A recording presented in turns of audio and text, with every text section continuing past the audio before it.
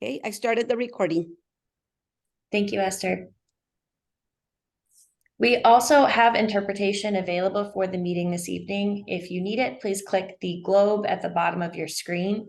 You will be taken to a different sound channel where you can hear the meeting, in Spanish. And our translator will be here momentarily, but I think that we have Miss Esther Garcia and Patricia Thetford, filling in the moment. I'm Ashley Peak. Oh, sorry. I am the president of this group. I'm one of the founding members, along with the rest of my wonderful parent associates, I will call them officers. Jacqueline Murillo, our vice president. Good evening, everyone. We have Allison Urungary, our secretary. Hi, everyone. Sorry, not in the quietest place, but hello. And Bianca Corrales, our communications officer. Hi, everyone. Welcome to Somos DLI. Good evening. This is Sonia Barron Rodriguez. Esther, could you put me in the interpreter channel? Thank you. Hi, I was Sonia. just sending you the link. Thank you, Sonia. Appreciate you. Okay. I'm going to move our interpreter into the interpreting room. If you guys can hold that for just a second. Sure. Here you are. Okay. Parents, if you need interpretation, you can open up the little world at the bottom of your screen, the toolbar at the bottom, and enter the interpreting room. Thank you so much. Buenas noches a todos. Si usted necesita interpretación, por favor, haga clic al icono del mundo y allí habrá interpretación en español. Thank you, Esther and Patricia. Thank you. And also, we will introduce you both. Many parents know you here. Of course, Esther Garcia, our coordinator for dual language immersion, K through 12. Hi, everyone. I'm so excited to be with you this school year. We had a very good start to the school year. Thank you so much for being here with us tonight. And Patricia Thetford, our TOSA, that stands for Teacher on Special Assignment for Dual Language Immersion, K through 12. Good evening, everyone. I'm really excited that you're here joining us. Buenas noches a todos. Estoy emocionada que todos están aquí. This is your story, your voice. Okay, a little bit of background about what Somos is, what Somos DLI is. Somos, of course, means we are. The goals of Somos are to provide resources to DLI families to ensure success, to foster communication between school sites, parents, and our district, to enhance engagement of all stakeholders. That includes students, teachers, admin, faculty, you name it, parents, encourage ideas and opportunities for students, and to help create a roadmap for families. This group is really born out of the idea that we are all in the same program across many different school sites and facing a lot of the same challenges, and maybe finding new goals, new ways to do things that others could benefit from. So it's a collective, like a sharing community support group. Tonight's agenda are an icebreaker with Jacqueline Murillo, our college admissions application information with Jorge Perez, and a bit of information about Clever and Google Classroom. That's mainly aimed at those younger families that are new to what this digital age looks like with school and with dual language immersion, and some announcements from our DLI admin. Jackie, would you like to start with our icebreakers? Yes, of course. Hi, everyone. This is Jackie. What we're going to do today, we're going to have some DLI trivia. Yay! I'm trying to see. Ashley, could you put everybody on your screen or as many people as you can on there? Yeah. Okay. So what I'm going to do is we're going to have a series of questions, DLI questions. And we're going to use the raising of the hand option, which is located. Did they move it? Do you guys see it? If I stop sharing, they might be able to see it a bit easier. I think it's at the bottom of the screen. It's on the reactions, on the And the reactions on the bottom. reactions? Okay, perfect. So you could just if you there you go. Okay, so if you hit the reactions, it says raise hand. So if you want to prep that, because the winner will get a little prize. Not a big prize, but a little prize. So if you want to get that ready, and whoever's hand we see go up first, we will select them. And then if they get it right, they get a point. I have my partners here that are going to help me keep track of that. And any questions so far? Okay. Actually, why don't we do like a little trial on that raising of the hand and see what you could see, Ashley? Because on my end, I can't see. Could everybody like raise your hand? Okay, cool. That was pretty quick. Oh, wow. Okay, you guys better be quick if you guys want to win. So, could you see that, Ashley? Pretty good? I can see theirs, but I can't raise my own. So I will sit Yeah, this yeah, out, and I wanted to win that gift card. Girl. I'm kidding. Okay. In order to start, make sure that they take off their raised hand once you start. Oh, yeah. For every Oh, yeah, question, they have every to round. take off the hand. Mhm. Okay, cool. So here we go. Okay. They First have to question. remove the hand. Okay, everybody put your hand down. You have to click it again. iPhone, I see you. iPhone. Susmari, you gotta put your hand down. Villegas. iPhone. No cheating in this game, because we don't do that here. Okay, first question, and it's the best out of 10, okay? In what month does the DLI application open?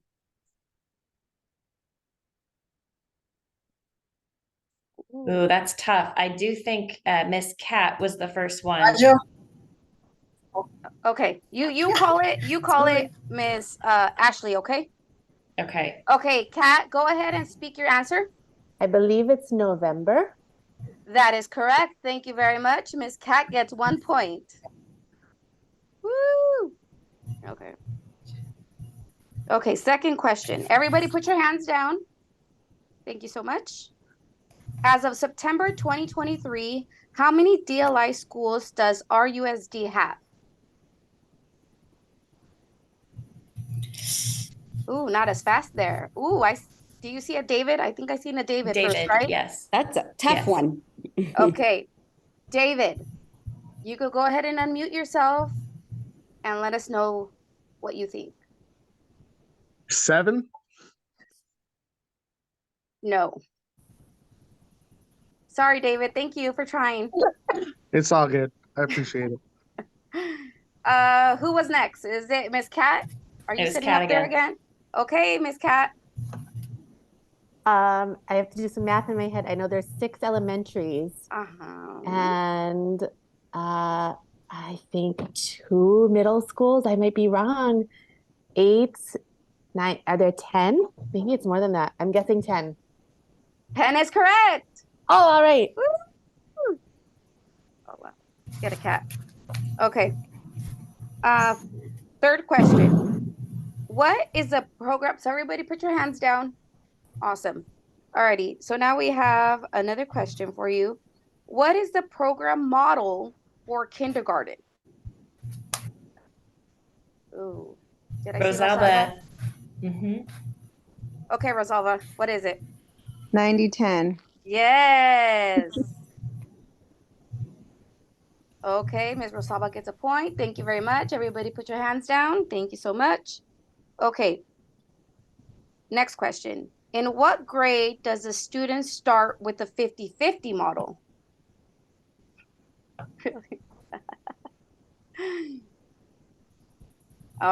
Did you guys see Rosalba on there I think again? it's Rosalba again. Yep. Okay, Rosalba. She's going for cats. 4th grade. Yes. Woo! Okay. This is gonna get harder, okay? So now we have our next question. What award are students given once they complete 6th grade? Rosalba, did you put your Rosalba hand down? again. Oh, yeah. I'm gonna put my hand down because it's not fair. I'm the principal. So Okay. Is there Rosalva again, or do we have David? I think it's fair that she gets to play, but David also is Yeah. there too. Okay, I'll ask the The question. seal by literacy seal. Not in 6th grade. Thank you, David. Okay, it's all right. 6th grade. So once you're done with the elementary part, what award do you get? There's 2. Any takers? Any guesses? Angelica? Angelica? I'm not quite sure, but I know they get a certificate and I believe a pin. I don't know if that's the Yes. answer you're looking for. Yes, that's what I'm looking for. Oh, That's okay. what I have here. Okay, did we take her point down? Angelica. Okay, next question. What is the seal of biliteracy? We've got a Christina Oh, I Flores. seen the Christina. I'm trying not to laugh because me and David are sitting here in the same kitchen table. Okay, you got this, Christina. What is the seal of biliteracy? Oh, this is Christina. My laptop died, but No cheating. this is not David, who I gave all the wrong answers to. The seal of biliteracy is an award given to high school graduates that demonstrate that they are literate in English and Spanish. Yes, that and is. other DLI languages. Yes, that is a beautiful definition. Thank you for that. She gets a point. My point takers, we got that one down? Yes. Okay. Next question. Approximately how many students are enrolled in the DLI program? And this is elementary, middle, and high school. Approximately. Did we see Kat up there? Yes. Okay, Miss Kat, go ahead. I am making a guess at 1,500, but I really don't know the number, so somebody else should totally take a stab. Okay, let's say, anybody else want to take a shot at it? Why don't we do the one who's closest? Yeah, of course, yeah. So let's do out of 3. So then we have Angelica trying to come back for her points over here. So Angelica, And what do you David. think? Oh, and David, yes. Oh, 24,000? 24,000? Yep. No. Too high. A little too high. A little too high. Okay, David, this is your chance. 1,200. Okay, so out of the 3, Kat was the closest. So approximately we have 2,500 students in the program. So point for Kat.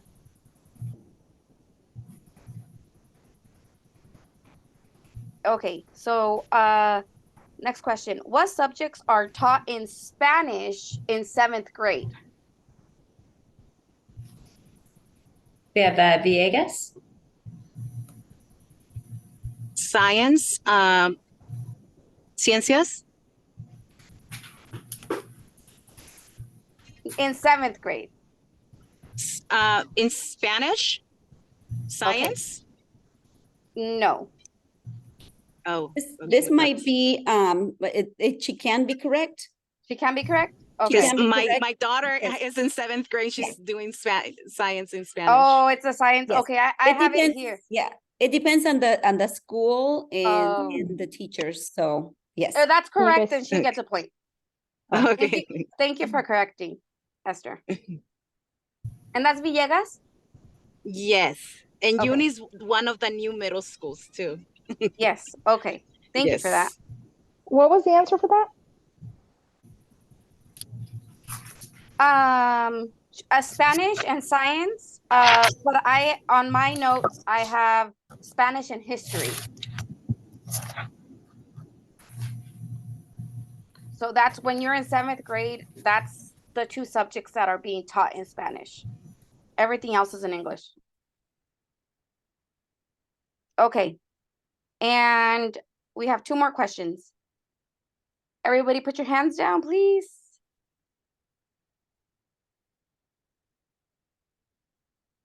Okay.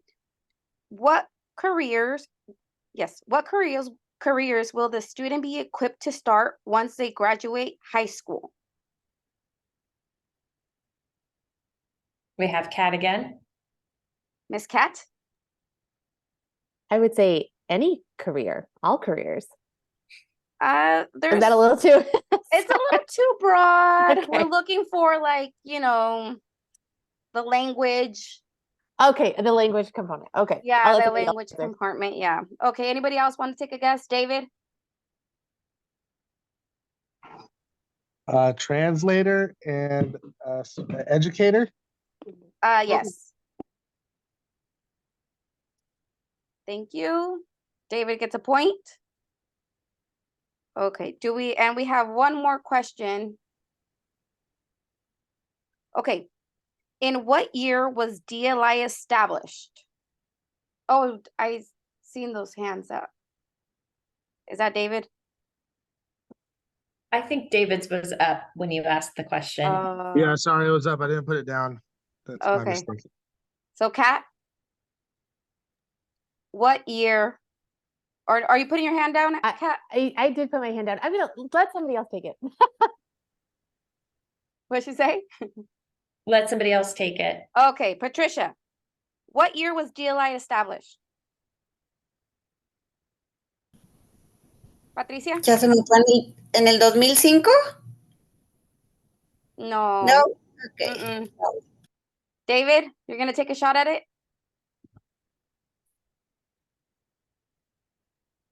Well, if last year was the first graduating class, it has to be 2011.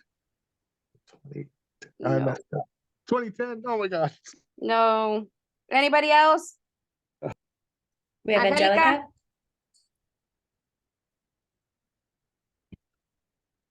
Angelica. Angélica, ¿quieres responder?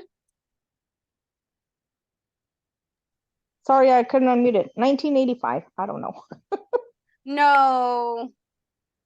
So per the district, it was in 2008 Oh, 2000. at Washington Elementary. So do we have a winner from there? My point takers?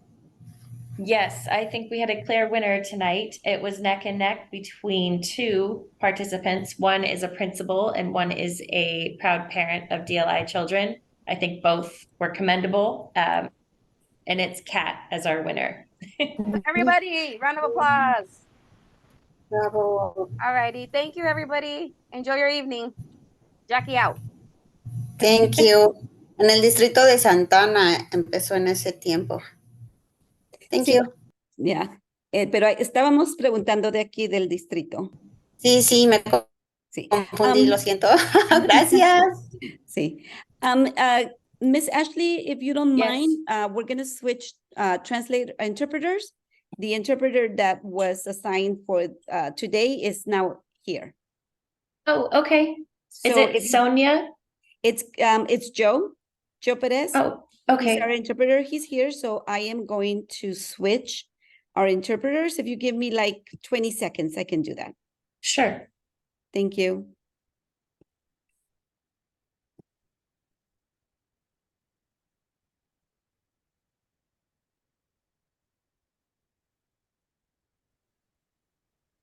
Okay. Joe, did you get the invitation to be in the interpreting room?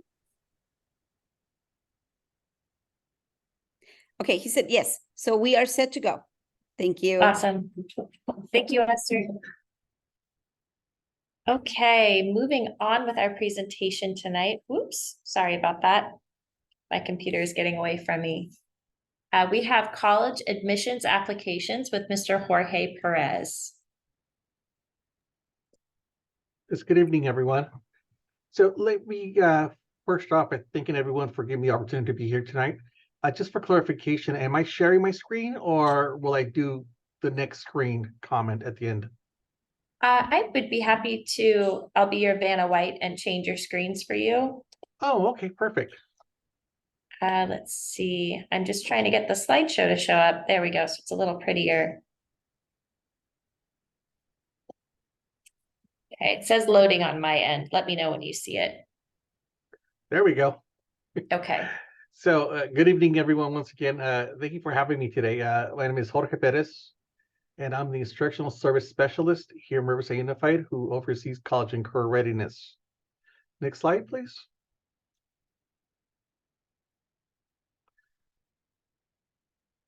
There we go. So tonight I'll be discussing the differences between weighted and unweighted courses and how that applies to the courses within dual language immersion. Our agenda will also touch on the transcripts and how transcripts report the DLI courses for when students apply to the colleges and universities.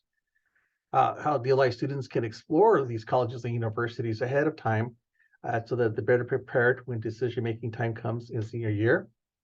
How DLI students will need to list their participation on the college applications and how we will support them when that time comes. And all the different events and workshops that I provide, myself and my office here provide to support students in the transition from high school to college. Next slide, please. So we'll start off with the weighted and unweighted courses. Next slide. So what you see here is a listing of all the courses that are attributed to the dual language immersion program. These are courses that were completed in the DLI program as early as 8th grade, starting with AP Spanish language. In 9th grade, it entails world history and biology of the living earth. Then after that comes AP Spanish literature, followed with honors US history, and culminating with intro to English and Spanish translation in their senior year. Now, the practice in our district in RUSD is to weight courses only if the course has been approved by the University of California as being weighted. By mirroring that weighting system of the University of California and how they designate honors, it allows us to, in the UC notes, it denotes it with a golden star. So if a course has been deemed to be an honors equivalent in the eyes of the University of California, they denote it with a golden star on their website. And that's how the students will earn an extra point on the GPA. As of 23-24, as of this academic year, English Spanish translation is articulated, meaning that you can earn college credit for it. So what that means is that if a student meets certain requirements, as an example, a B grade or higher in the class in their second semester, a B grade or higher on the final exam, and they submit an RCCD, that's an RCC, Riverside Community College District application. Moreno Valley College, that's what MVC stands for down there. Moreno Valley College will issue a transcript awarding college credit for CMI 61, which is the same title at the college level as that of our DLI course here at Riverside Unified. It's an Intro to Spanish and English Translation. So this is a big celebration to have as DLI because it currently sits for one last signature on the community college's president's desk right now as we speak. This has been something that Ms. Esther and myself and Ms. Patricia, we've been working on for over a year and a half, meeting after meeting after meeting, getting it approved. And so what that does is that validates that the level of work that our students are doing in DLI in senior year is equivalent to a college course. And that's the same as saying it's equivalent to an AP, but not just the AP class, but getting a 4 or 5 on an AP test. And so that really speaks to the college application process. Next slide, please. Now, as I mentioned, in order for a course to be considered, next slide. So in order for a course to be considered for weighted honors designation, as we mentioned, it has to have the little golden star. And that's the university, that's the UC, the University of California honors designation. This designation is what is also adopted by the Cal States and the UCs. It provides a reflection of how the University of California, which is 9 campuses in California, and the California State University campuses, which is 23 Cal States in California, how they're going to view this. Because we're talking about some of the most prestigious universities in the nation here in California. Many of our privates also adopt the same exact model of if they give it weighted credit as a UC, so do the private universities too. Many of them, not all, right? But it's a good indication of how they're going to be viewed by the universities. In order for a course to be considered weighted and be given that weighted designation, it has to be a course within 10th, 11th, and 12th grade only. So even though we have as an example biology honors that could potentially be taken in 9th grade, and because we listed it as a 9th grade course, that honors biology course does not get that weighted designation because it's in 9th grade. And the rules are for the UC that it must be in 10th, 11th, or 12th. Now, it's good that they take honors bio because it demonstrates they're taking challenging coursework, but we just have to be aware as to the reasons why it would not get that extra point. Now, the courses must also have established a course prerequisite. It comprehends the final and culminating project in the class, and it must have a non-honors equivalent also offered in the district too. And so when we talk about A through G, these are the different categories. We talk about A being history classes, B being English, C being math, D being science, E being foreign language, F fine arts, and G college prep electives. Next slide, please. Now, what you see here is the University of California website. So every year I work with every one of our high schools from Poly to Ramona to Arlington, King, North, every one of our high schools, Lincoln, alternative eds at EOC, such as some of you, Raincross, what is it, Riverside Virtual School. We work with all of them. And I'm the point lead here for the district with the University of California. And so I work with their administrators, their assistant principals. And pretty much the question that I ask is, what are you going to be offering this year? We're giving a deadline by the University of California of August 30th. So every August 29th, I give them from July, when the new academic year begins in our world, till the August, to give us a list because we know things are changing. The reason we do that is so that if a school is truly only offering 3 AP classes, as an example, we want to make sure that we note that for that year, only 3 AP classes were offered and not list all 15 AP classes that are offered throughout the district. The reason for that is that one of the questions, and I'll touch on this a little bit later, is how have the students taken advantage of the educational opportunities? And if the list for their school says, oh, there's 15 AP classes, but really they took all of them, and the reality is there was only 3, then it's going to look bad for that student as an applicant.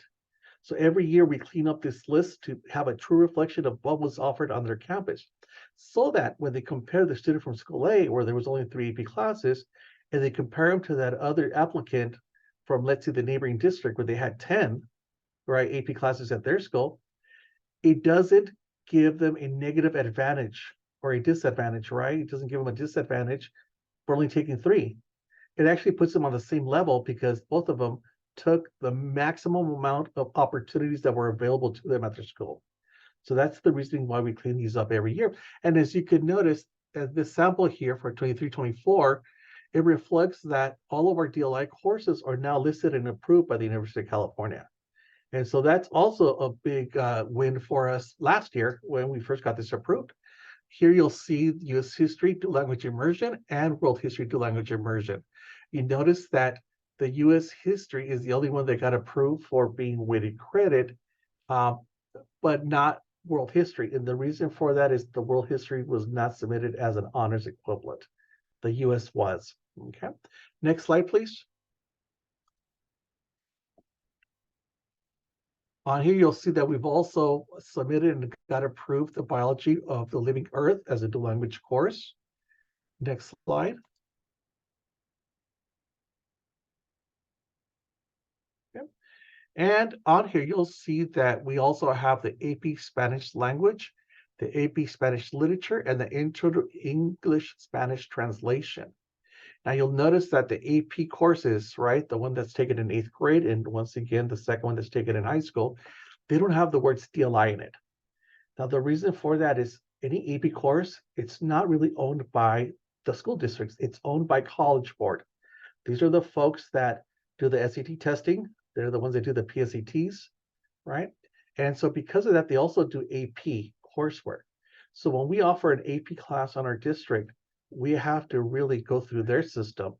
And when we explain to them that we're teaching the same class, just structured a little bit different, their answer was like, nope, that's our title, you're sticking to it. So you'll see that in that title, it does not say dual language immersion, but in the eyes of the universities, they know that that is the highest level of Spanish that anybody could potentially take. I also want to point out that Intro to English Spanish translation is listed here, and that's a big win for us, that it's listed as a foreign language, a world language, not an elective.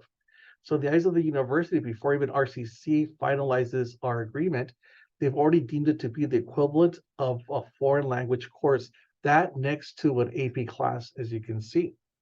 Okay, next slide, please. So now that we have these approved, right, how do we ensure that they're properly reflected for your students on record here in the district? So next slide. Oh, I think you have to hit a couple times until the 3 arrows pop up. Sorry about that. I thought it was a cool little feature when I first created it. I was like, hey, arrows, they pop up, nice. So on here, we're going to now discuss transcripts. Next slide, please. So what you see in this first picture here is a sample transcript of a current senior right now. And the courses that are highlighted in yellow are those DLI courses. What I want to point out, one more click, please, is that the weighted credit is denoted with the plus on the transcript. So this right here for 9th grade, you'll notice that for a current senior, world history and biology does not have DLI in the title.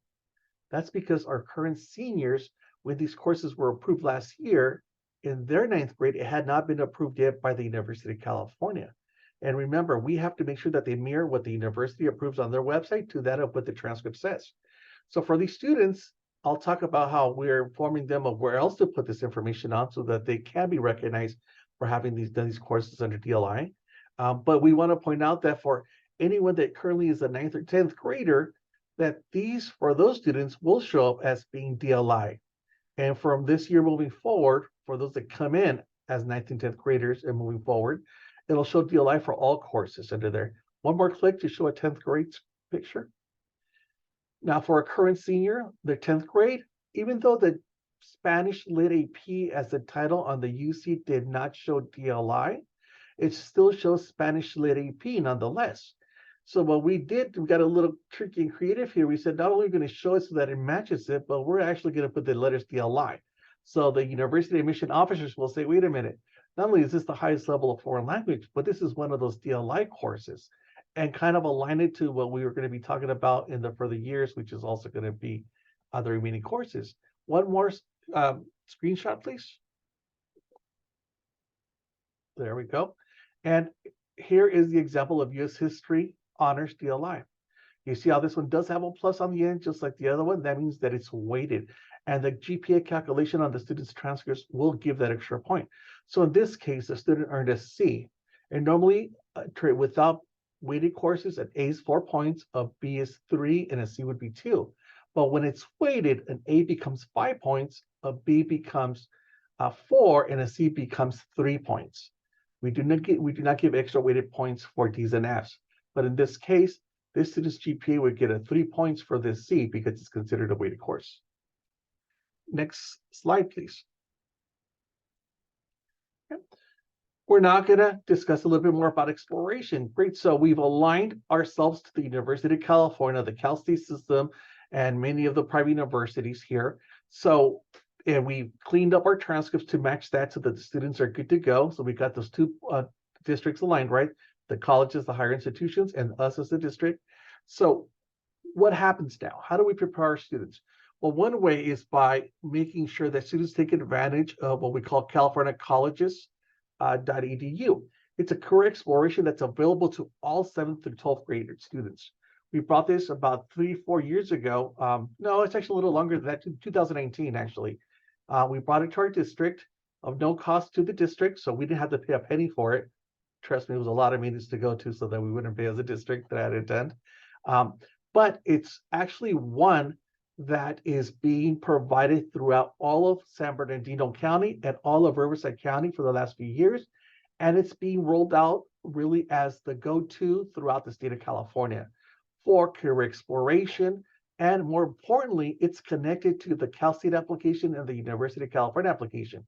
So what we do as a district is that every year we upload student information, their transcripts, the grades and the courses onto their account so that when it's senior year, they'll be able to automatically pre-populate all that information into the UC application or the Cal State application.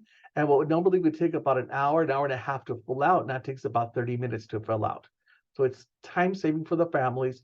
It eliminates errors because we pre-populate all the courses as approved by the University of California and the Cal State system. So that way students not trying to figure out, does this course, such as translation meet a foreign language or does it meet as an elective? It automatically pre-populates it for them. So we just wanted to bring this to you and make all of you aware that your children starting in 7th grade all the way to the end of 12th have this available. An account is established for them at their high school, and we update those accounts once at the end of every month.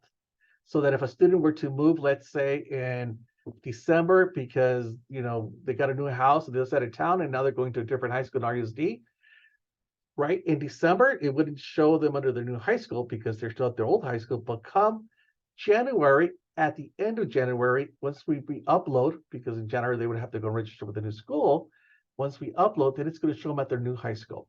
The nice thing about this is that even if the student were to go to another district, this will follow them. They just have to update their email account and someone at that new school district will be able to help them out with that too. Okay, next slide, please. Now, under here, when the students log onto it, there's big pieces to it, like My Plan. It has an academic planner, right? It has a My College plan where students can explore and create their plans for college. But, as a 9th grader or as a 7th grader, they're like, yeah, I'm going to become, an architect or do this or do that. And then once they get a taste of those accelerated math classes, they'll say, yeah, never mind. I'm going to now become a doctor, right? And then hopefully they also won't be put off by those hard science classes. They'll really love them. Or heck, that person might say, never mind. Forget being a doctor. Forget being an architect. I'm going to be a lawyer or a judge. I'm going to focus on English because I really have a passion for reading and writing. You never know. So it could always change is my point. And so what this allows them to do is to really begin to explore the different careers and the opportunities and kind of be able to connect them to college universities. What you see on the far right is an example of a student transcript. And I'll be honest with you, this is my kid. So I like to share this one because she's the smart one in the family. I'm like, yeah, look at those grades. Nothing like mine. That's why I don't want to ever bring up my transcript. But my kiddo here as an example, what it does is, as I mentioned, it takes her transcript information and pre-populates them by category. What category? The A through G category. So it's going to tell her and pre-populate where all those classes fit. And it also plugs in not only the RUSD classes, but also those college classes that students may be taking too. Okay, next slide.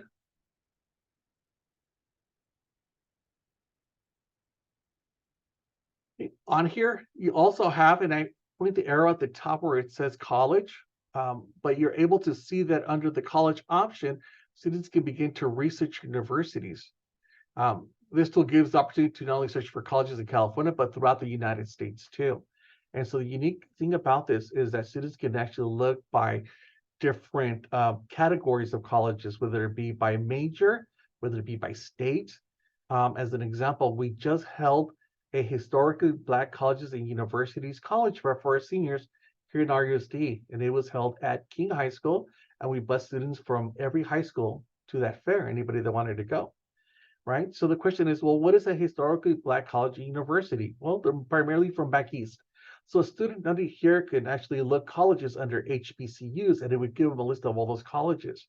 And so after that event, if they were able to participate as a senior, they can go back in here and really do more research on those colleges that they found interesting as an example. But the same thing applies to, like I said, looking up by state, by major, or institutions that are Hispanic serving institutions, HSIs, right? Rice University, very prestigious, but that's in Texas, not here in California. So they can look them up by categories, they can look them up by majors, by demographics. So it's a great tool for students to begin to explore. But in order to have access, next slide, please. In order to have access to all of these, oh no, I think you might have gone a little too far. There we go. So in order to have access to all of these, the parents need to really just not do anything. And what I mean by that is when it comes time to go into student information systems and be able to opt out of items, right? Which is, I think this is the time frame right now, right? We got to make sure that you do not opt out of this service. Now, the reason we do this is because by law, we have to give the parents the right, because we are going to be sharing what's on a transcript to californiacolleges.edu. And to do that, we have to upload the student's name, their California state ID, right? The school they're associated with. And we also have to upload the courses and their grades. Pretty much only a few indicators, 3 pieces of information do we do that with. We don't necessarily put anything about the parents or the siblings or their anything else. It's primarily whatever you see on a transcript is what's going to be uploaded to these folks. So because of that, we have to give the parents the opportunity to opt out if they choose to do so. But by doing that, you're then very limited at what you can even do with this. Your account will always be there, but you will be very limited to even looking at any of those things that we just talked about, because you have opted out of us being able to provide that information, which means really expanding on the creation of your account. So if you opted out, we have instructions as to how you can opt in, and don't worry about trying to read the small print there. I'll show you where on our website we provide this information for you also. So everything you see here not only will be provided to you in this PowerPoint, but also on our district website. Next slide, please. Okay, so now that we've given you the opportunity to understand how we connected your students and their classes to the universities in California throughout, how we made sure that your records, which will be your official transcript, is set up and organized for you folks, and how we want to empower you and your students with tools that will allow you to research and investigate and hopefully identify colleges and universities that would be of interest to you. The question is, how do we get you to apply to them, right? What does that look like? And so for the last couple of years, we've actually been working with our seniors. Ms. Esther, Ms. Patricia have graciously invited me to speak to not only the students, but also to the parents. And so what you're going to see here is a small glimpse of what I usually present to the groups. The first universities are going to be the University of California. And then this is a screenshot of their application. It rarely changes too much from year to year. They're pretty consistent on what it looks like. And so because the application won't be available until October, I wasn't able to go on and log on and create a fake account and start looking at what the pages look like. But this is what they put out as the University of California. On this page here, it asks about educational programs, and many begin to ask the question, well, I don't see DLI on here. Where is it? A program has to be recognized by the University of California, and it has to be certain conditions, and there's nothing that we can do as a district. It would come through the state to be able to be considered to qualify under educational programs. The programs that would qualify under here would be like your CalSOAP. It would be like your EAOP program, which we do have here in partnership with UC Riverside at some of our campuses, and like programs like Puente. For those of you that are Poly High School is the only school currently in our district that has a Puente program. So Poly could put Puente under here, but not unfortunately DLI. Then there's a section where it says other coursework.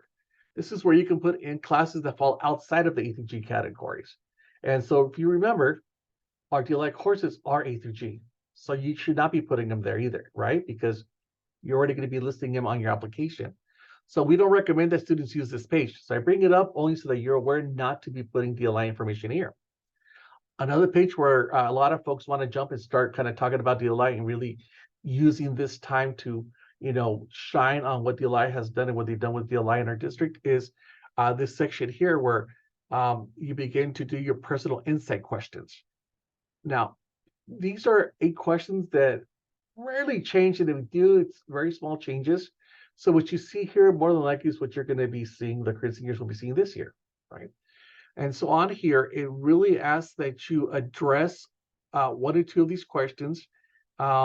And students can either use these questions, 4 out of the 8 questions have to be answered, and each will range from 250 to 350 words. So it's not a long essay, right? It's answering the question. And out of these, as an example, the first one is describe an example of your leadership experience. Well, all right, well, we could touch about that. What I remind folks is that because every student is going to be different, for some, this would be the place. But for others, they rather use this to explain other situations in their life and leave the DLI component to another screen, which I'll get to. But if, let's say, the student was to say, this is the place where I need to address it for me personally, right? I would say that you consider number 4 and number 8. Number 4 says, describe how you have taken advantage of a significant educational opportunity, right? Or work to overcome an educational barrier you faced. So really, the barrier piece, you don't want to type DLI to it because it's not really a barrier, it's an opportunity. And so that's where you use the first part of that question to talk about DLI, taking advantage of it. What I've told last year's class, and what I told them is, you were the first graduating class to be part of this program. You set the foundations for the many coming students after you. Same thing for this year. You're the second group. You've helped make sure that whatever bumps in the road we had, we address them and things to you to smooth the transition for the next group of students, right? But the other one that they could do is beyond what has already been shared with you. Question number 8 on your application. What do you believe makes you a strong candidate for admissions to the University of California, right? So on there, they could kind of talk a little bit about how they can take what they've learned in dual language immersion, and I would say tie it into what they're going to be majoring in and ultimately doing in life, right? So if they're going to go into business administration, they could definitely talk about how, from a global perspective, they're able to now understand a certain part of our world that didn't make sense to them before. And because of the interactions, the cultural components of it, they're able to better assess the opportunities and be able to expand on those opportunities within the business world. And I want to be able to pursue business within this branch of the field of study, right? The next slide, please. Okay. Oh, I'm so sorry. I was helping the other one. That's why you guys weren't seeing the numbers. My apologies. My apologies.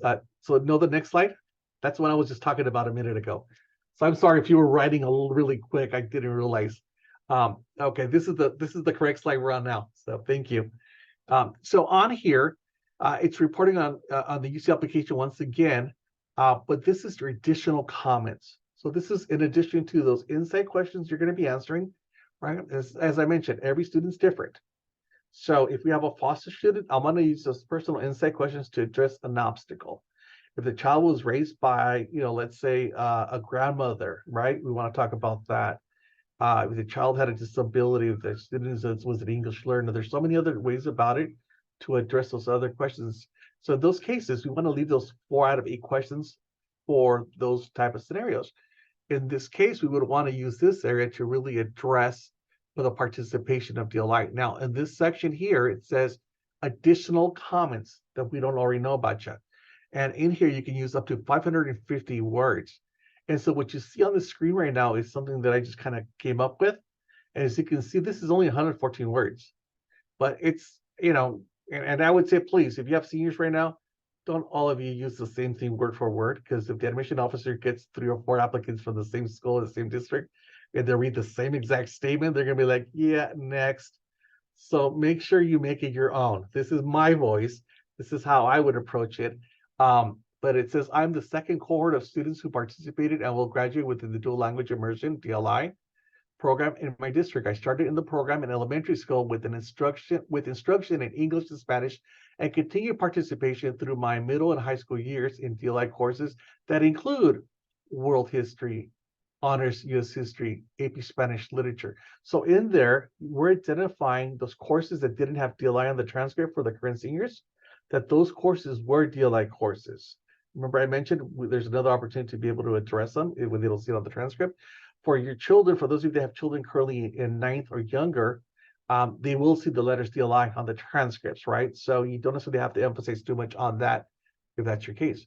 I learned to read and write and communicate effectively in Spanish and English while achieving high levels of academic success. And so as you can see, you kind of progress as to what this will be providing you with that you might not be able to necessarily apply elsewhere. Now, the critical piece here is going to be that I will be receiving a certificate of translation recognition by completing the district Intro to English translation course. And I would add to that you'll be also receiving articulated credit, but only put that you're going to be receiving articulated credit if you're 100% sure. Remember, this is October, November of your senior year.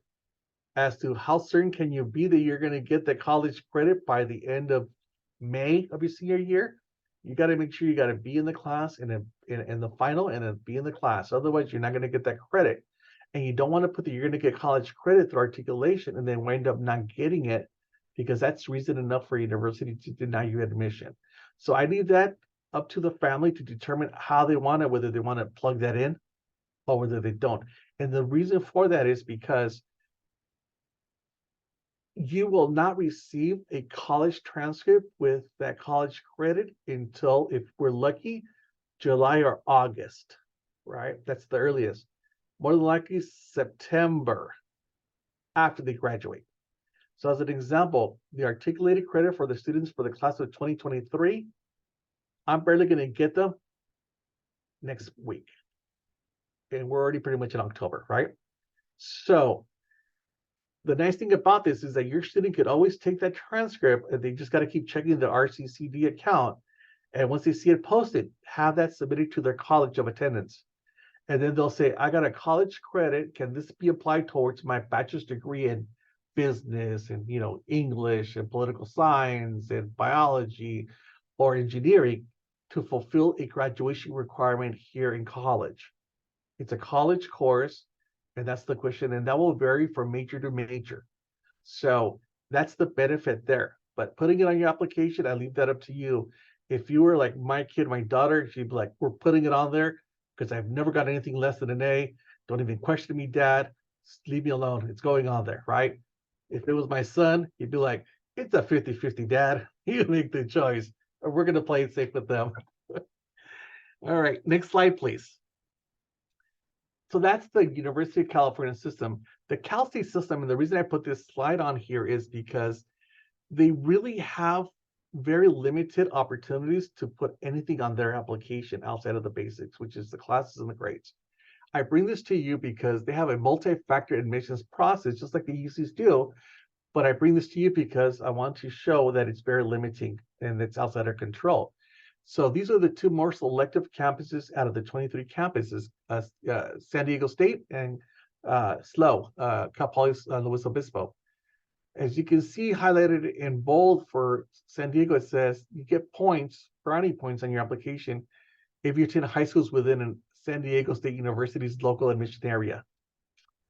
We're not close by them. It's usually within 20 miles of the campus. We're not 20 miles even from San Bernardino. So really for us, when it comes to Cal States, it's very difficult to get extra points for admission when it comes to this application process, right? Now, that being said, I did ask the question, well, which Cal State will adopt us? That's not fair for our kids. San Bernardino said, yeah, it's us. We'll take you guys. So for us, when it comes to this, San Bernardino is our Cal State, okay? Next slide. So out of the whole entire application, this is really the only page that we could even mark anything related to DLI for the Cal States, right? And for the Cal States, really what it is an opportunity to mark that you mastered a second language. That's really the only opportunity there. There is no other opportunity to put that I, participated in DLI program. Honors and awards, very limited. And I reached out to quite a few of my Cal State admission friends. So for those of you that are not aware, I used to work at UC Riverside in admissions and recruitment.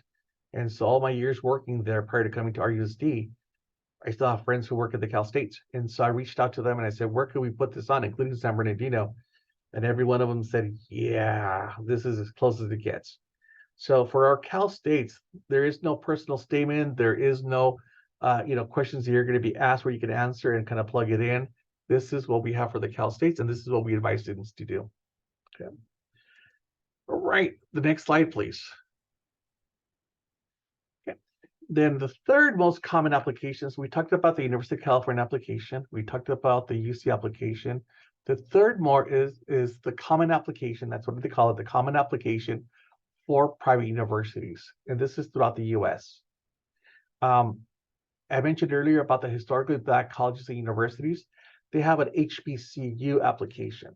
Many of these universities have a second application, one that is just unique to them with additional questions that must be submitted. But the first start is to submit a common application. And there's 1,023 colleges and universities throughout the US that use this common application. Some of these, as an example, are Caltech here in California, Harvard, Princeton, Columbia, Yale, Stanford, University of Chicago, Duke University, Northwestern, Brown, right? USC. So not only are some of these examples, but even here locally, Cal Baptist, La Sierra, Azusa Pacific, right? They also use the common application too. But I mentioned, please reach out to any of the private universities to see what additional documents you need to submit. Sometimes it's an additional application. Sometimes it's a portfolio. And for many of these universities, they also have early admissions, which will require a different version of this Common App. Okay. So I bring this to you because for the Common App, there's a lot more flexibility for this. Next slide, please. So when reporting on the Common Application, right, option 1 is to report it as an activity. Under there, you can see that we've put information down, and I'm going to have to look it up a little bit more. So on the far right-hand side, you'll see that I put foreign language as the activity type, right? Position and leadership description. That was the first graduating cohort class, the second graduating cohort, however you want to word that. Organization name, right? Dual language immersion, DLI. And then, acquire bilingual skills and cross-cultural competencies through the DLI courses. I'll be receiving a certificate of translation, right, upon graduation, or whatever, however you want to word it. It has 150 characters max for that box. Then you mark what grades you participated in DLI, right? So remember, the transcript is only going to reflect primarily 9th, 10th, 11th, and 12th. That's all the universities want. But there will be an opportunity to put some 8th grade stuff on there, like your AP Spanish course from 8th grade is on your high school transcript. That accelerated math 1, 8th grade is also on the high school transcript, and the universities use that for admission purposes. But you notice there is no 8th grade here. So all of that would default to 9, 10, 11, 12 as an example, if that was the case, right? And then we would mark it as all year. Can we click on the next slide, please? Okay, a second option is the writing piece of this application. Just like the University of California, you're going to be given quite a few different questions that you can actually respond to. Okay, and when you respond to these, it's a max of 250 words. The two that I would recommend is that just, the ones that you see there with the arrows, discuss an accomplishment, event, or realization that sparked a period of personal growth, or share an essay on any topic of your choice, right? They're very open about that. So this is where you can once again plug in what you've accomplished into language immersion. Next slide. The third area is under the letter recommendation. And so I always tell students, how many of you folks know, how many students know your counselor? And they'll say, oh, I know who the counselor is. And then I expand on that. I say, okay, well, yes, you may know who your counselor is, but how many of you know your counselor to where your counselor knows you? What do you mean about, like, what do you speak? What does that mean? And so it's really getting to know the counselor so that the counselor can get to know you, because if you notice on here, you're going to need a couple recommendations. 3 recommendations. Mandatory, 1 from your counselors. And if your counselor is Mr. Perez, but you hate Mr. Perez and you never wanted to go see Mr. Perez and you'd rather go see, Mr. Lim, at Ramona and you might get away with it. But there's years where the university will reach out to the counselor and say, hi, just want to make sure that this is your student on your roster. And then Mr. Lim says, no, but I wrote him a letter of recommendation because he's a nice fella. That could actually hurt the student. So it really needs to come from their counselor, right? Now, if the agreement is because, hey, I'm a first-year counselor at the high school, it's not fair to my student that the counselor who knew them for 3 years is gone and in senior year I show up. So it's at that point where they can. So as long as the counselors are aware of that and the understanding, then it's okay. So they are going to need a letter of recommendation from the counselor, 1 from a teacher, and then a 3rd from, and they give you a variety of different options from another person. Right now it says art teacher, it says your coach, your employer. It does say family member. I'm going to be honest with you. Every time I ask, and we had Stanford come and present for years on this, we've asked, our local private universities, like, if mom is writing a letter of recommendation, we got a problem. It should not be mom. It should not be dad. It shouldn't be your brother, your sister. It shouldn't be grandma. It shouldn't be grandpa, right? So I know it says family member. I would stay away from that one, right? You have many other options there. It could be another teacher if you needed to, okay? So on here, in the letter of recommendation, you have DLI teachers as an example. This is where the teacher could talk about the participation in the DLI program and what that means, and the benefits and the advantage your student would have by participating in the DLI. But that will require that you as a student or your students really kind of approach that counselor and or that teacher about it. And that really helps build the case of, this is the uniqueness about me as a DLI student applying to your college and what this DLI means, for not only what I have to contribute, but what you have to take from me to really grow your campus if you choose me as an applicant. Okay. Number 26. I'm sorry, number 26. Next slide, please. Here we go. The third option, once again, the letter recommendation, I do have to bring up, it's still part 2 of that third option. FERPA is going to ask, do you give permission? Do you waive your rights? Okay, so do not be afraid of this. Always, my recommendation is have the students waive their rights. It never really hinders the student. It doesn't negatively impact the student. What universities do is that they'll say, hey, I don't understand what you wrote in your statements over here. Let me reach out, or what did that counselor or that teacher mean when they wrote you this letter? Like, I don't understand the statement. It allows the college to contact that teacher, contact that counselor, contact that third person who wrote that letter recommendation and get clarification. In all my years, it's only helped the student. It's never really negatively impacted, per se, the student. Okay. But that's a decision that the student will have to make. Do you waive your rights? It sounds scary. Know that it has to be done in order for those pieces to occur. Okay. As a parent, just know that FERPA also applies to you. I have a child who's a third year at San Francisco State, 19-year-old. My wife and I, we pay all of his bills. It's in San Francisco, so it's super expensive, and he's loving it. And yet, if I haven't done it, if I were to call, they're going to give me the same spiel that I gave to many parents when I was at UCR. They're going to say, thank you for your check. Thank you for your money. We appreciate you and your dollars. We're not going to talk to you. We're only going to talk to your student. That's FERPA. It protects the student's privacy rights, whether they're 13, 14, 15, 18, 22, right? It protects their rights. So just know that. So if you ever need to go with your child to their college, your child has to give that university representative permission for you to be there. And then part 2, the university representative has to be cool with it. If for whatever reason they say, I'm only going to talk to you, I'm not talking to that other adult, they have the right then to end the conversation there. So that's what FERPA is all about. Okay, folks. Next slide.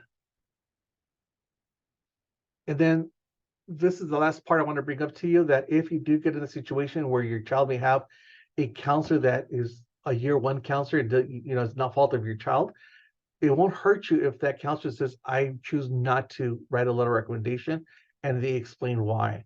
This has happened throughout the years. It will not hurt the students, but the counselor just has to be honest if that's the case.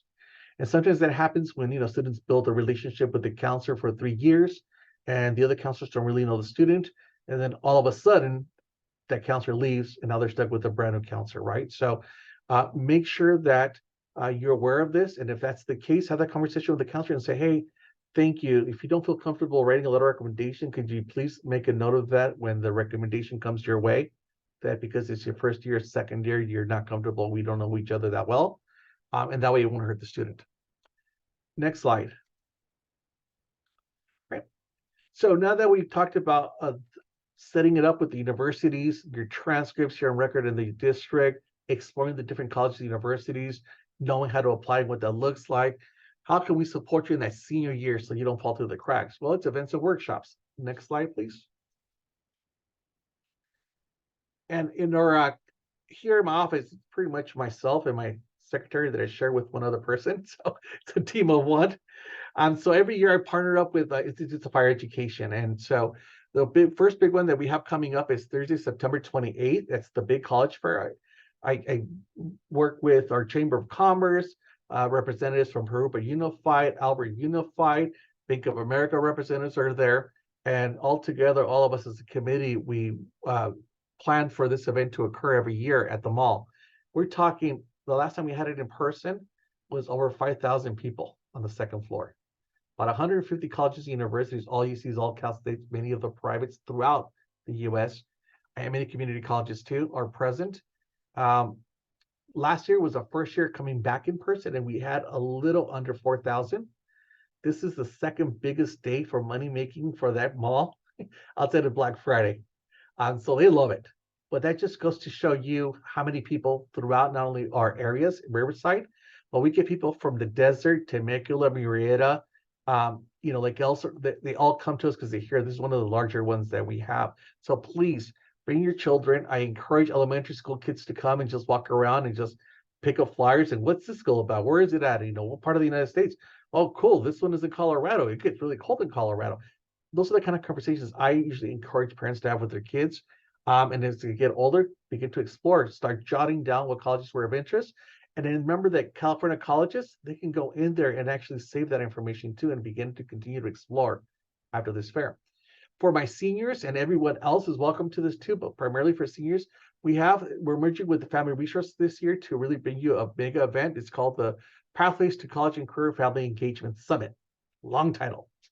But what it really is we have the UCs, the Cal States, UCR, we have the UCs, Cal State, we have the Cal States.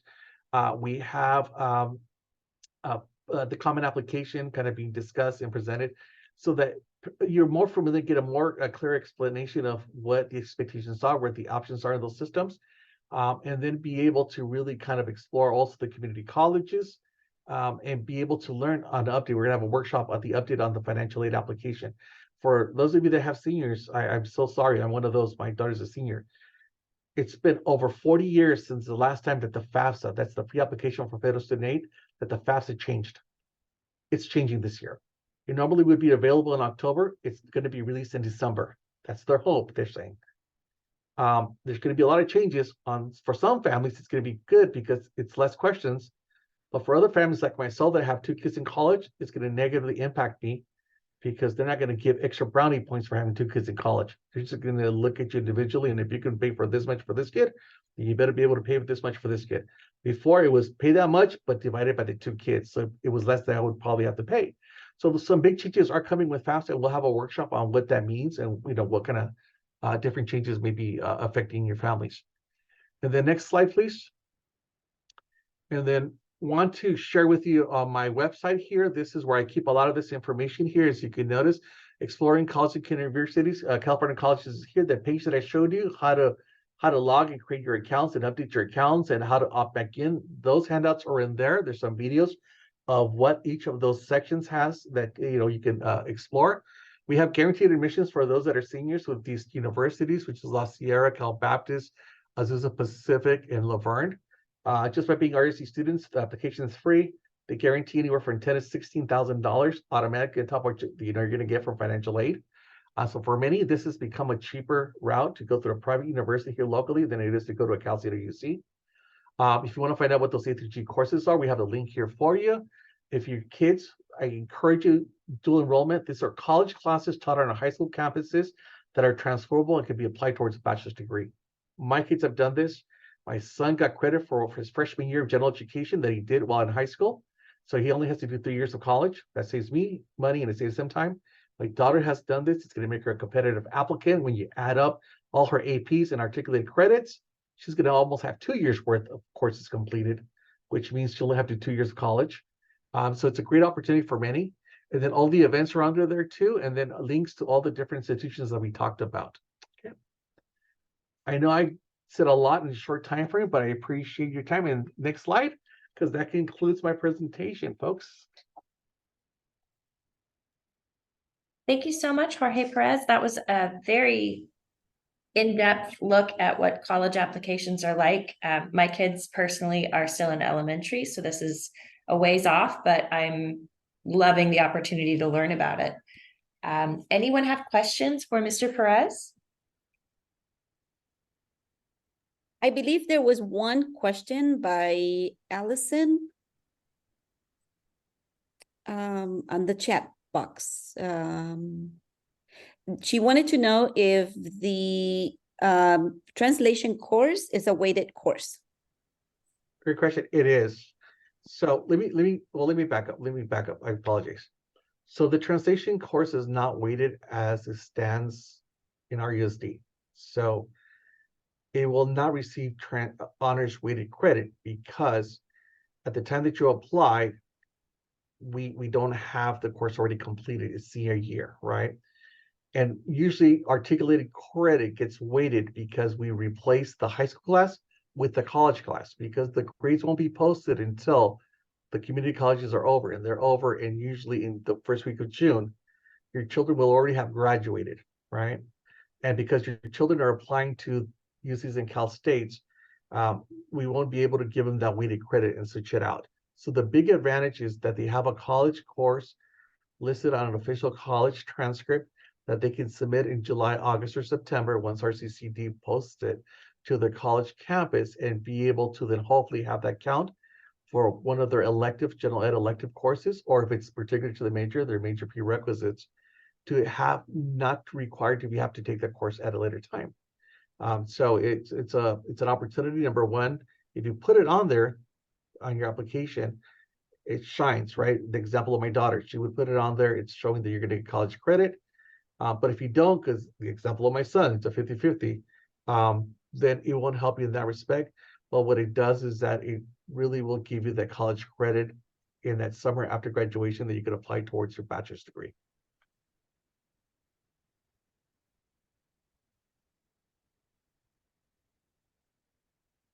Nancy's asking if the flyers will be available for the events in September and October. And yes, we can share those on our Google site personally. And it sounds like if you go to that bit.ly account for college and career readiness, you can also access them there. You can, and they're available on that website too, so you can download them and print them. The college fairs, they usually put them out at the high school sites. And that's really just because of it's a financial piece. Having to print that many flyers throughout, it's a big chunk of money. Same thing for the Pathways to Higher Ed. I'll be mailing those out in the next couple of weeks, but it's primarily going to go to the households of seniors. And then if I still have money in my bank, in my account here at the district office, we'll mail them off then to also the juniors. But usually, I'm being as honest as I can, we're talking thousands and thousands and thousands of dollars to mail a flyer home. And so sometimes the question is it more beneficial to do it that way? The response by our community has been, yes, we still want the flyers at home because we need a reminder. So I follow that up with auto dialers. And then I'll be asking that all students from 9th through 12th grade get auto dialers and inviting them, and also get a text email blast for those that have registered their emails and their text numbers with us. We just had one more parent question. She would like us to have a parent workshop on this topic. Parents, we did have 2 parent workshops on this topic with interpreters, but Mr. Jorge and I can discuss to see if we can offer one more, or maybe we can invite him to DLAC so he can continue presenting this great information.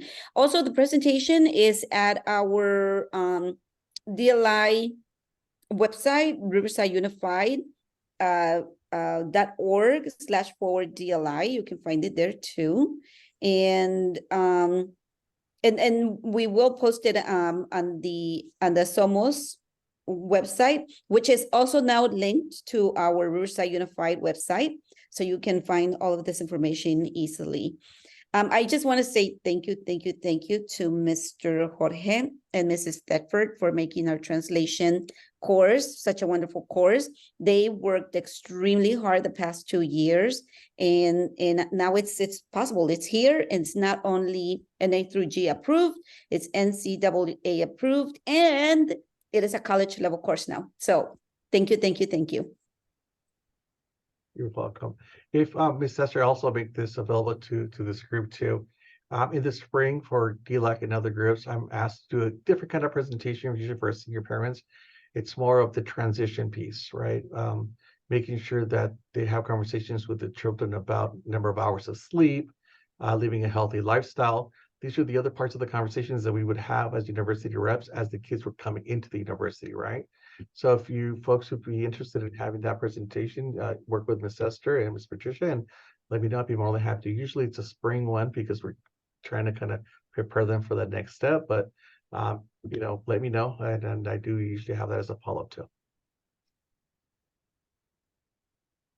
Thank you so much, Mr. Perez, for being with us again this evening. I know you were with us last year, and it's just such valuable information, and learning about the DLI component and how that can reflect in our students' work and hopefully future careers is Super valuable. My pleasure. Thank you. All right. So we're going to kick off the final topic before we get to our DLI announcements. And that is for me to share my screen again. So let me jump back on this. And hopefully I can make it sort of fast. I need to stop sharing the slide.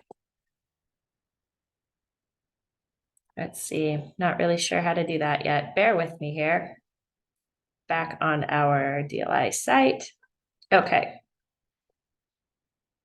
I am going to open Clever. So this portion of our session tonight is to really help those families that are brand new to DLI. They're brand new to maybe their students being in elementary school. They haven't quite got a handle on what it means to be on these sites for their students, what their kinder students are working on, for example. And I thought it would be helpful for those families to show you how your students are accessing information. So I can only see part of my screen. It's a double-edged sword here, being on share your screen with everyone, because you can't access your little buttons that you need. So I first want to open up with going to riversideunified.org. And look, there it is. And that is to help explain how to access some of the Somos information that we like to share with our families.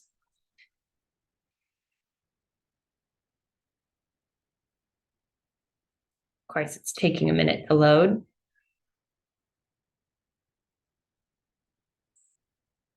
There we go. Okay, so this is a website we all know and love. It's very easy to access. It's riversideunified.org. If you were to go onto the DLI site, which most of us should have done to get access to the DLI application, we would go to Parents and then Dual Language Immersion.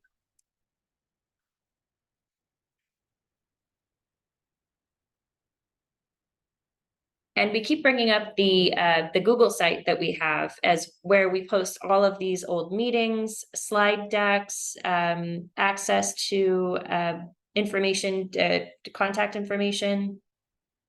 There's lots of great resources on this page. So if you just scroll on down, you can find this little red bar. Hopefully you can all see that. And it says Somos DLI webpage. And if you open this up, this takes you to our wonderful Somos DLI Google site.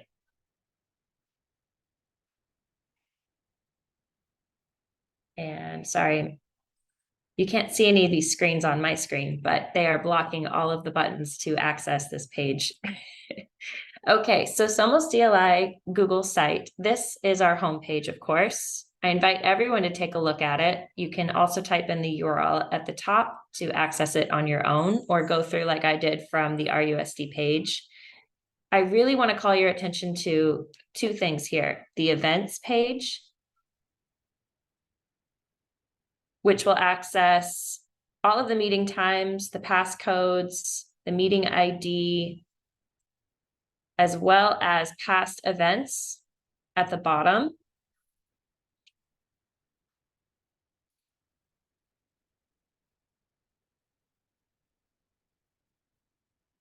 And I'll just go to the top here because this is a lot of information for this to load. I don't want to overwhelm the website. You can see it here. The recordings will all populate. There's some of our beautiful faces. Actually, there's Mr. Perez there. You were on our last meeting of last year, I think. So you can always go back and look at any of this stuff. It's always available. The other super valuable thing is back up at the top, this book list for parents. Patricia Thetford, our TOSA for DLI, has made this incredible resource. You can go on here, you can search for books for all different topics, ages, whatever your heart desires. And this is a wonderful tool to use if you have a student that has a reading log that's got to participate in some sort of reading every single day, even on weekends. You can use this to beef up that collection of stories they can read. So please take a look at that when you have a moment. Don't forget that it's there. The next thing I want to show everyone is Clever.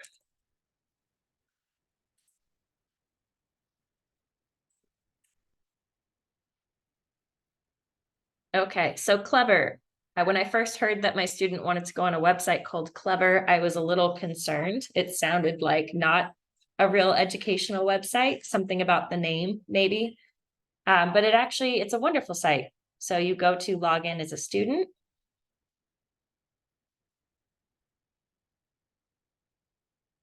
And of course, this already populated because this is my daughter's page. You would normally select your school district, which is easy enough to do. And then the students would log in with their Riverside Unified email address and their predetermined password. And those are easy to get from your teachers if you don't know what they are. And this is what our students are working in quite a bit on their devices at school. So we have all different apps here they can access. Many of these are specific to dual language. They help with Spanish learning or English learning, depending on which side you're on. There's also access to their textbooks like McGraw-Hill. If your student forgets a math page, they can access that information here. And then you can also go to the teacher's special page with maybe they have specific resources they want the students to use. And the final thing I'll show you is it's great when you find that little portal that will link you to all of the other parts, which is why I explained how to get onto the Google site through the RUSD page. So in the same way, if you get onto Clever, you can access, excuse me, all of the apps that are here, as well as Google Classroom. If you click Google Classroom, it will link you right on into your students' Google Classroom, where they are probably uploading assignments. They're working on maybe collaborations with students. And you'll notice here, of course, we're DLI family. This is my daughter's 6th grade class. She has not only her Spanish class and her English class. So there'll be 2 of these. You can click either one of them. Your students will likely have very similar setups. And you can access things like classwork. You can access other students in the class. What's great about these RUSD provided laptops is that they're all controlled, meaning that they're protected. You don't have to worry about them getting onto sites they shouldn't be on. And the students really seem to love going on their Google Classroom and feeling a sense of independence and accomplishment and access, I think. Clever is just such a bright and shiny area to explore. There's so many different apps that they can play on. They can do math, they can do reading, they can listen to Spanish being spoken to them. There's just really a plethora of things they can be doing on there. So hopefully I didn't go through that too fast. I'm going to close this now, open to any questions you might have. And I will check the chat as well.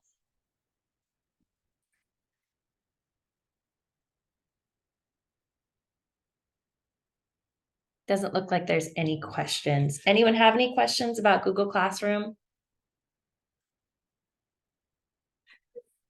We're Clever.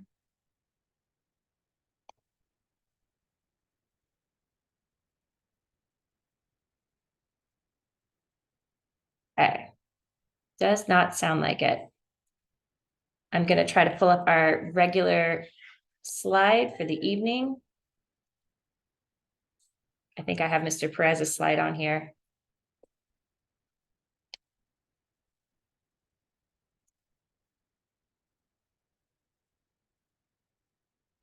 Okay, give me a moment, please, while I organize my screen. It's so easy when you're not the one doing it. Actually, there was a question is kindergarten has Clever and Google Classroom?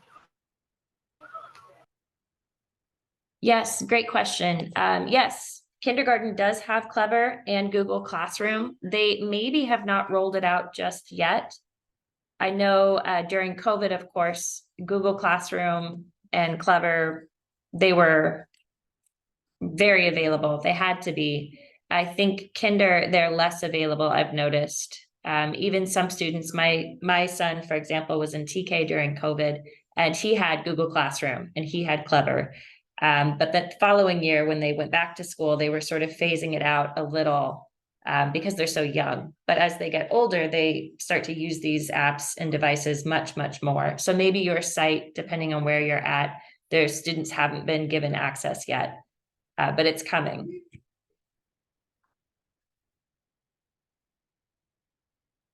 We have Kat who raised her hand. Sure, go ahead, Kat. Yeah, I don't have a specific question, but I will just emphasize that use of Google Classroom is something that will only increase as your students get older too. I sub in the district, and I know often when I sub, teachers will have their students turn in assignments on Google Classroom. And it can be a really great way to not only get like more digitally comfortable for them, but for parents who like to just gently check in on how things are going. It can be a really great way because so many assignments will be turned in via Google Classroom, and you can go in and see when they may have assignments due or if they have assignments missing. So just, it's a great, totally re-emphasizing everything Ashley said. It's a great tool. Thank you, Kat. Yes, and that's a good point to note. It's not to be, as I call myself sometimes, a smother on your kids. It's to understand how they are accessing information, and this digital age that we're in. It seems so funny to use that phrase, but education is so much different than it was when we were all in school and we had CD-ROM math games that we would play. Now it's all in Clever and you don't have a CD-ROM. Any other questions?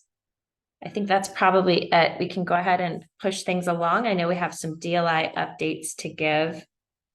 Thank you for bearing with me through the fumble that was.